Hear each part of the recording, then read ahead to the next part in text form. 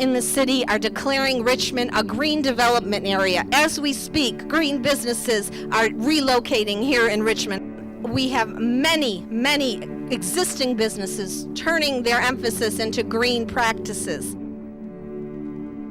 We already have groups who are working on greening their communities, and we should not only mandate that those groups' efforts be leveraged in the new economy, but we should do our best to leverage their efforts.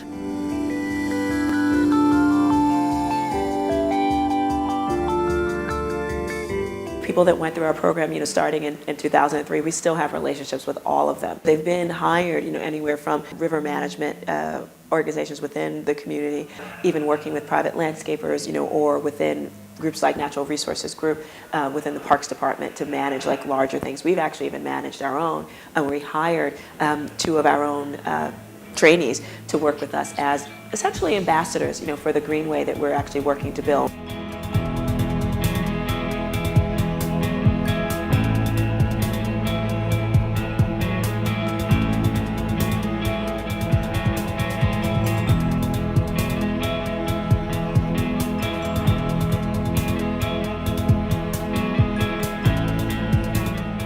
The other thing piece I'm really proud of, is the 10% that are actually have gone on to higher education.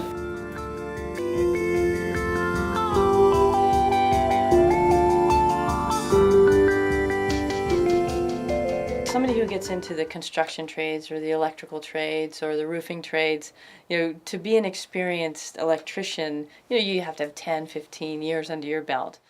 In solar, 2 years is considered a lot of experience. Mm-hmm. And so guys coming out from our program right now, 2, 3, 5 years from now, they're going to be the folks who are doing the management. Once I actually got out there in the field and I was on a roof, I'm laying racks, I'm drilling in this lady's roof, I'm actually doing this, and months ago you could have told me that I would be on somebody's roof installing solar panels in the hot sun in the city of Richmond.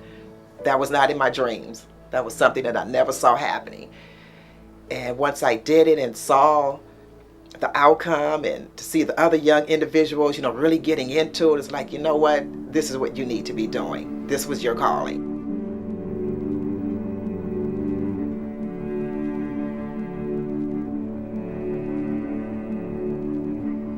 At our first press conference, one of the companies came and, had an opportunity to stand in front of the camera and say, oh, we're going to be hiring, 1,000 people in the next 3 years. Everyone's so psyched, and the media's there, the mayor is there, everybody's like, oh, you guys are great, we need you, you're, blah, blah, blah.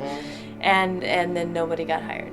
If history is to be our guide, that's not much of a chance that money generated by green businesses is actually going to stay in the neighborhoods where they're needed most. Not only have communities of color been left out of the benefits of environmental reform, but also from the process of reform. As we create policies and mandates and figure out how to best invest in the green economy, that communities of color be part of that process. It means that there are programs in place to train people for the jobs that are out there. Working with our electeds and making sure that there's like bond issues, tax incentives and rebates, etc., to support that kind of investment in our communities. Community benefit agreements are one way that communities can directly negotiate and bargain with those market players to extract benefits. And I think that's a very promising avenue here.